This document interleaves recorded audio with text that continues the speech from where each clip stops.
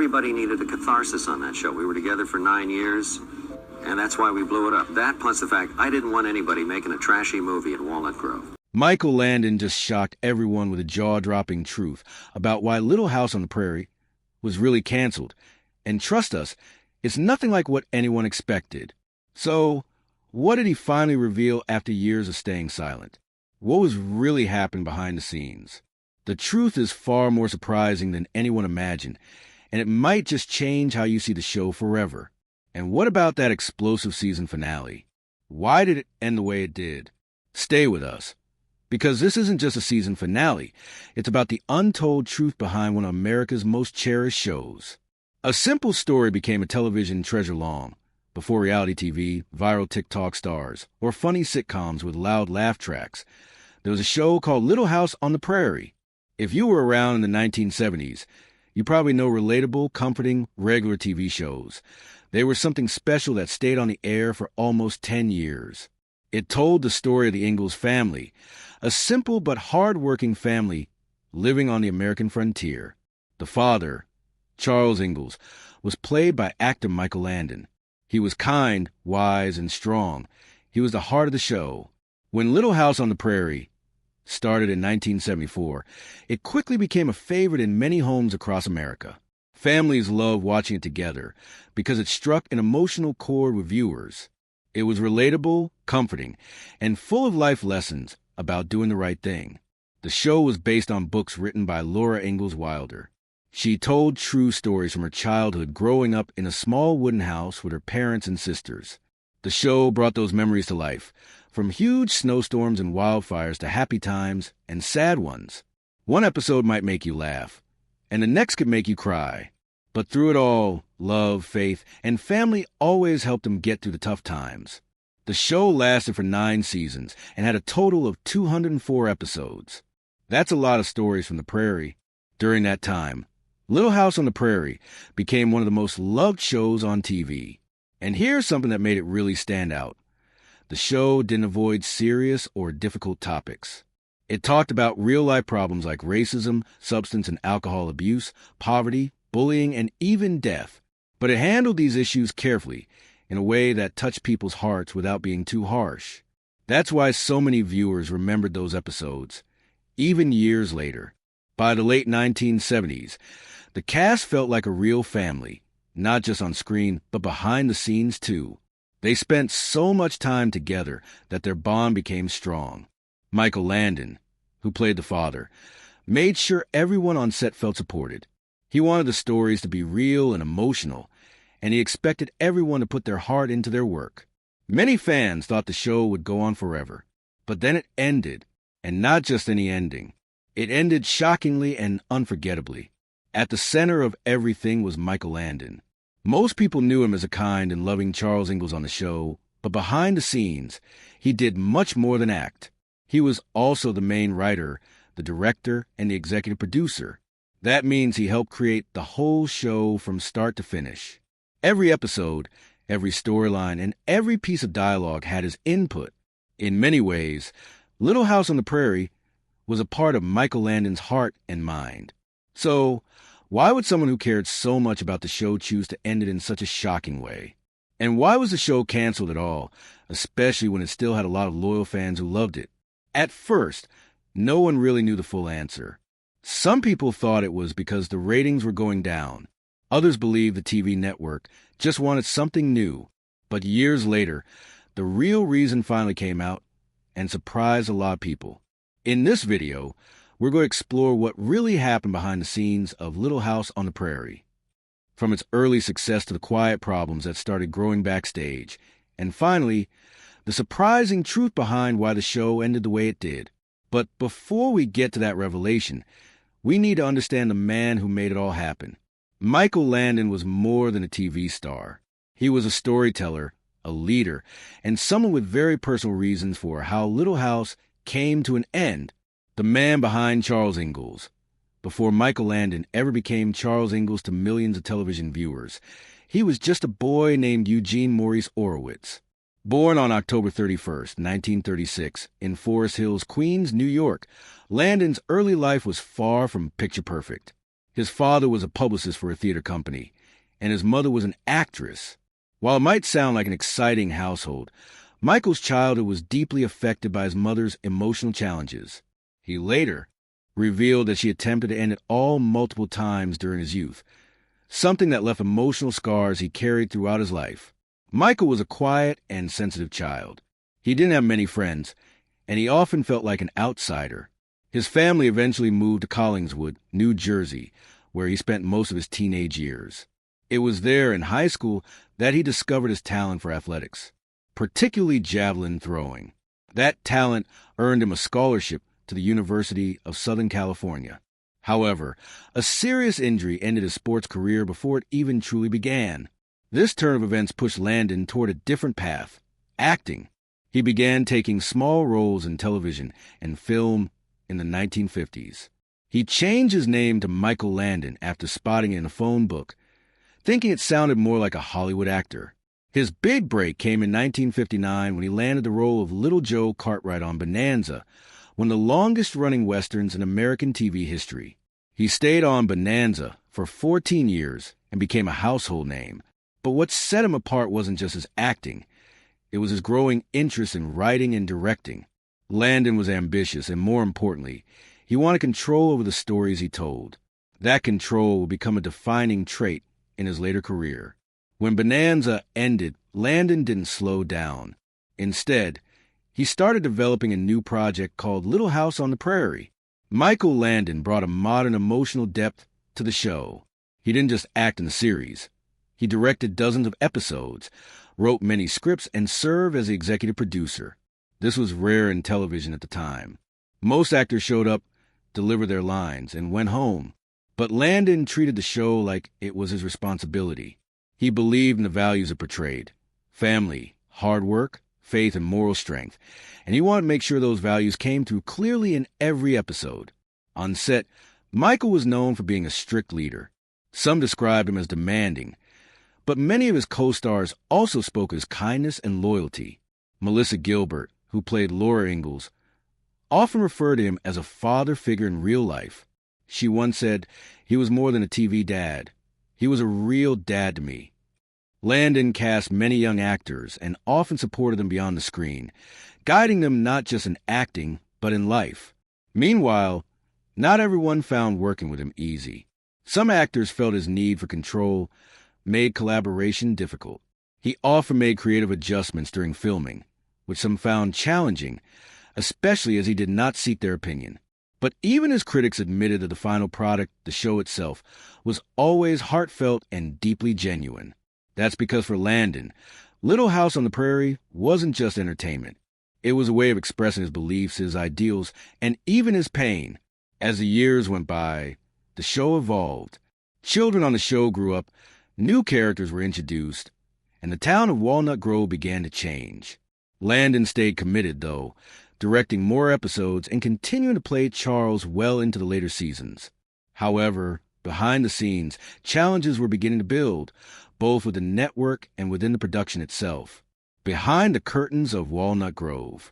By the time Little House on the Prairie had been on TV for several years, it was already one of America's favorite shows. Millions of people watched it every week, and it became a big success for the NBC network. On screen, life in Walnut Grove seemed peaceful and full of love. But behind the scenes, things weren't always as perfect as they looked. In the early seasons, the cast and crew worked well together and created a strong sense of family on set. After the show ended, many cast members expressed how much they missed being part of it. But as the show went on, new problems began to appear.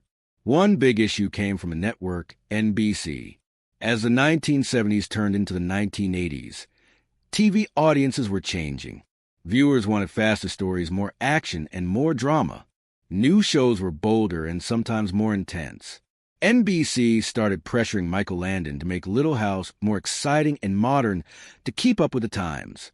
But Michael resisted those changes. He believed in simple, emotional stories that focus on family values and kindness. He didn't want to add dramatic twists just to get attention or boost ratings. He felt that Little House had a clear message, and he wanted to protect that. This put him in conflict with NBC more and more often.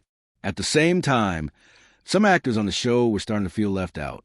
Karen Grassel, who played Caroline Ingalls, later shared that she felt like her role got smaller in the later seasons. She even had arguments with Landon about her pay. Other cast members also noticed that the show focused a lot on Charles and Laura, while their characters didn't get as much attention. It wasn't because Michael was selfish. It was more that he wanted to stick closely to the story he believed in, but it still caused some tension. There was also the problem of the show's long schedule. Michael Landon worked very hard and didn't take many breaks. He expected the same from everyone else. This helped keep the show running smoothly, but it also made people tired. The long hours and pressure to do everything just right made it hard for some cast and crew to keep up. Another challenge was that the children on the show were growing up. Laura wasn't a little girl in pigtails anymore. Mary had gotten married and left the town. The show had to change with the characters, but not all fans liked that. Some viewers missed the early, simpler stories and started tuning out. Slowly, the show's ratings began to drop. To try and fix this, Michael and the network changed the show's name in 1979 to Little House, A New Beginning. The story now focuses more on Laura and her husband Almanzo as they raise their own family. Michael wasn't in front of the camera as much, and he also let go of some control behind the scenes. But even with these changes, things didn't return to how they used to be. Recapturing the original charm proved difficult. During this time, Landon was also going through problems in his personal life. He and his second wife, Lynn, were getting divorced after 19 years of marriage. The news made headlines, and emotional stress may have affected how he worked on the show. Some of the later episodes started to feel darker and more serious. Topics like death, addiction, and unfair treatment were shown more directly than before. Even with all these challenges, Michael never gave up on Little House. He still loved the show and the message it carried. He didn't want the network to cancel it without giving it a proper goodbye. He wanted to be the one to decide how it would end. That's why, when the time came, Michael Landon made a bold decision. He planned a final episode that would make sure no one could ever forget the show. And he wanted to make sure that if Little House had to end, it would go out on his terms, not anyone else's. The build-up had been slow but powerful. The creative tension, the personal struggles, the changing audience, all of it led to one final, unforgettable moment. No one expected what was coming next. The ending Michael created would become one of the most shocking finales in television history. The shocking final goodbye by the middle of the 1980s. Little House on the Prairie had ended its regular weekly episodes. After 9 seasons and hundreds of powerful moments, NBC decided to close the book on the beloved show. But Michael Landon wasn't ready to say goodbye just yet. He had one last story to tell, a final goodbye that fans would never forget.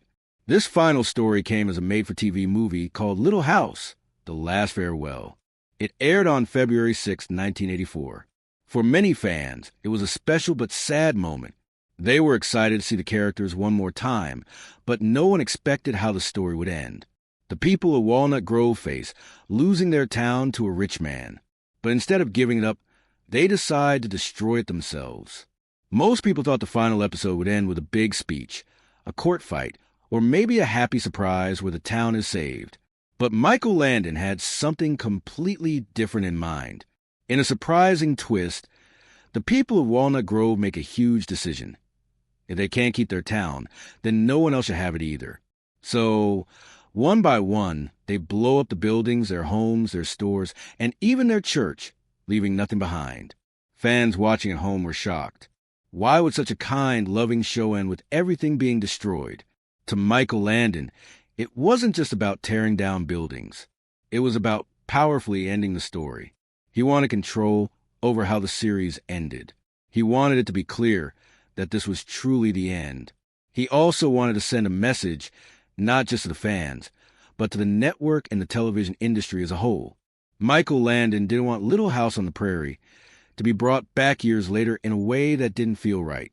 He didn't want spin-offs, reboots, or new versions that didn't stay true to the show's message.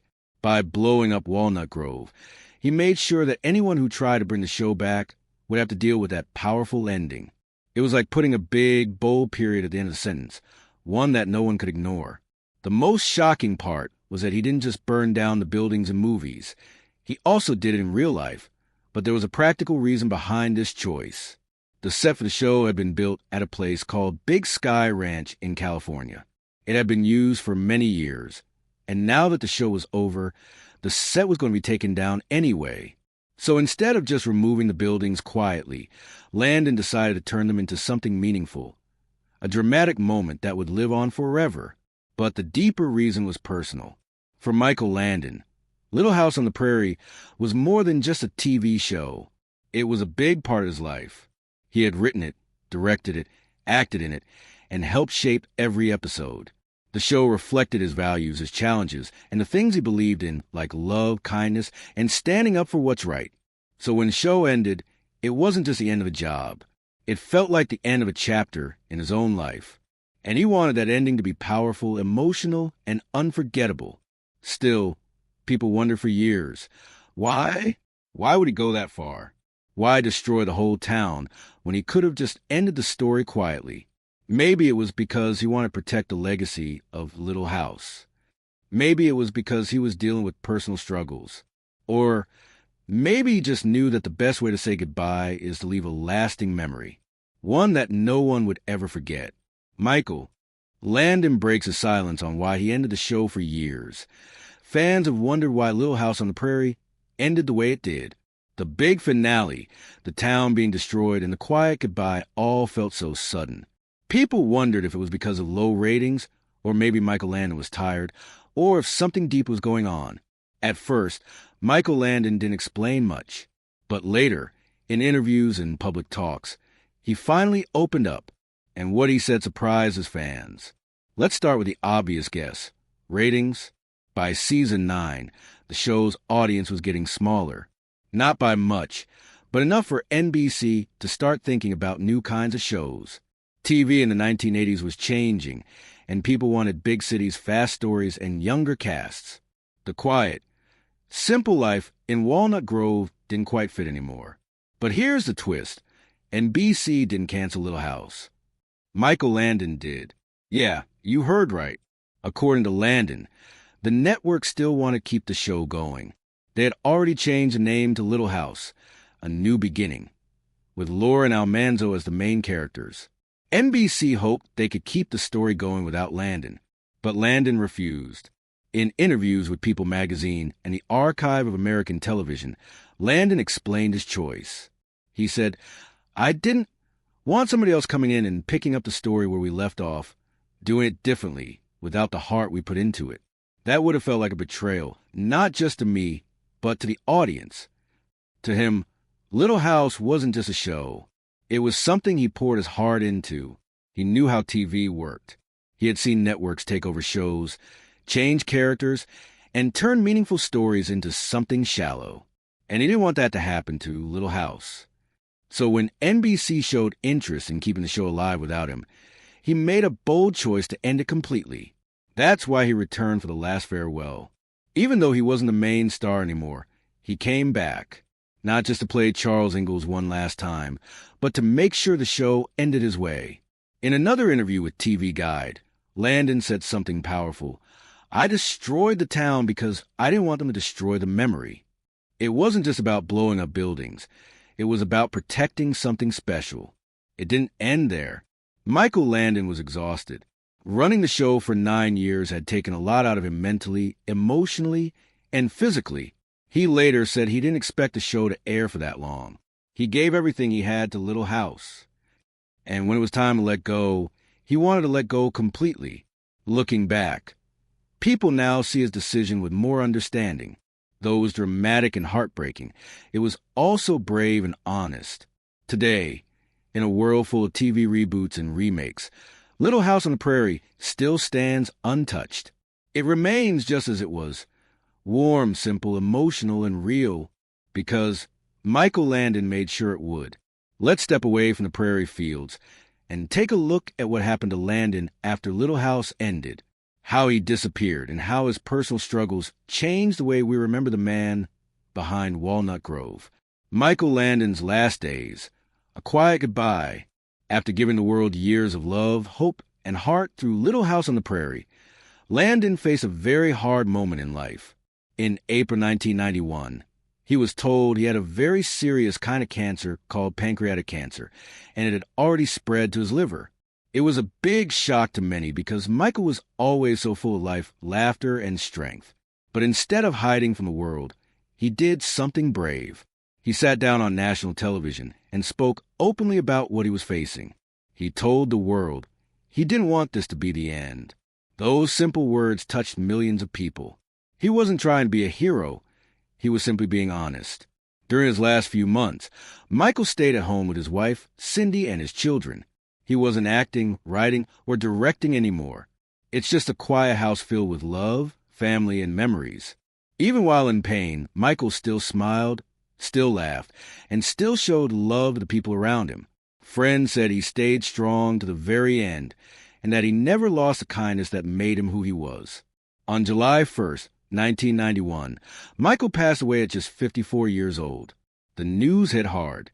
People cried not just because they lost a famous actor, but because it felt like they lost a father, a friend, and a guide. However, his work didn't fade. If anything, it grew. Little House on the Prairie became more than a show. It became a reminder of what matters most. What is it about this old prairie show that still pulls at people's hearts? Why are new generations watching? And how did Michael Landon create something that time couldn't erase? Legacy of the Prairie. How Little House lives on.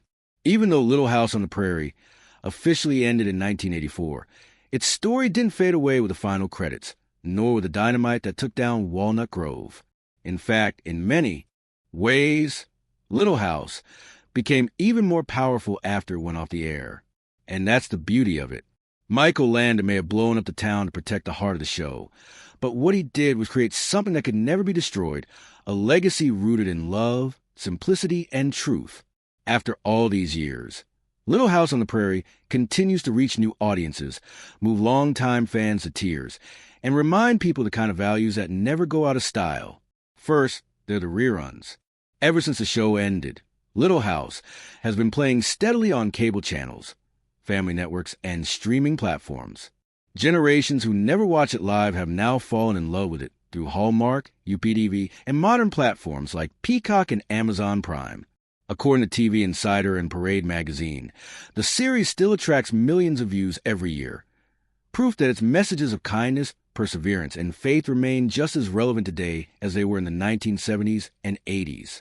Little House wasn't flashy, and it didn't rely on special effects, trendy humor, or shock value. It made people feel seen. It made them cry. And most of all, it made them believe that even in the darkest times, goodness could still win. That's exactly what the show continues to do. However, the show didn't just stop at the screen. It inspired books, documentaries, and even stage plays. The original books by Laura Ingalls Wilder, on which the show was based, still sell around the world. Fans have carried their love for the series far beyond their TV screens, traveling to real-life historical sites like De Smet, South Dakota, and attending Little House festivals across the United States. Several celebrities, including the cast members themselves, have opened up about how Little House changed their lives. Melissa Gilbert, who played Laura, became a celebrated author with her memoir Back to the Prairie, and she's now a public figure. She also served as president of the Screen Actors Guild and recently embraced a quiet, grounded life in the Catskills, far from the hustle of L.A. In an interview with Southern Living, she revealed she had to get out of Los Angeles to return to the kind of life Little House represented, an authentic, simple, and real life. Also, Karen Grassel, the beloved Ma Ingalls, returned to theater work and opened up in her memoir about the challenges and triumphs behind the scenes. Allison Arngrim, who played the deliciously wicked Nellie Olson, wrote Confessions of a Prairie Bitch and found a second career in comedy and advocacy. Melissa Sue Anderson, who played Mary Ingalls, moved to Canada to focus on her family and published her memoir, The Way I See It. In addition, the show won awards because, while it was humble in tone, the industry noticed. Little House on the Prairie was nominated for 17 Primetime Emmy Awards and won 4, including Outstanding Cinematography and Music Composition. It also earned 3 Golden Globe nominations, including Best Drama Series, and acting nods for both Michael Landon and Melissa Gilbert. Michael Landon's writing, directing, and deep emotional storytelling elevated the show beyond mere family fare and became a cultural touchstone. Of course, no conversation about Little House is complete without honoring Michael Landon himself. After the series, he created Highway to Heaven, another emotionally rich show that focused on healing, kindness, and moral values. Landon became known not just as a talented actor, but as a creator who poured his heart into every story he told. His former co-stars still speak of him with deep respect. Dean Butler, who played Almanzo in the show, once said in People magazine that Landon never quite got the industry respect he deserved during his lifetime. Yet his impact was undeniable. In an age of constant reboots and reimagining, Little House stands untouched. Michael Landon made sure of that. He ended it on his terms, so no one could dilute its meaning. And today, it's that purity, that unwavering commitment to emotional truth, that keeps the show alive. It continues to teach, to heal, and to resonate. Do you think blowing up Walnut Grove was the right way to say goodbye? Or do you wish the show had ended differently? Drop your thoughts in the comments below, and don't forget to like, subscribe, and share. If you enjoyed this video, click on the next video on your screen.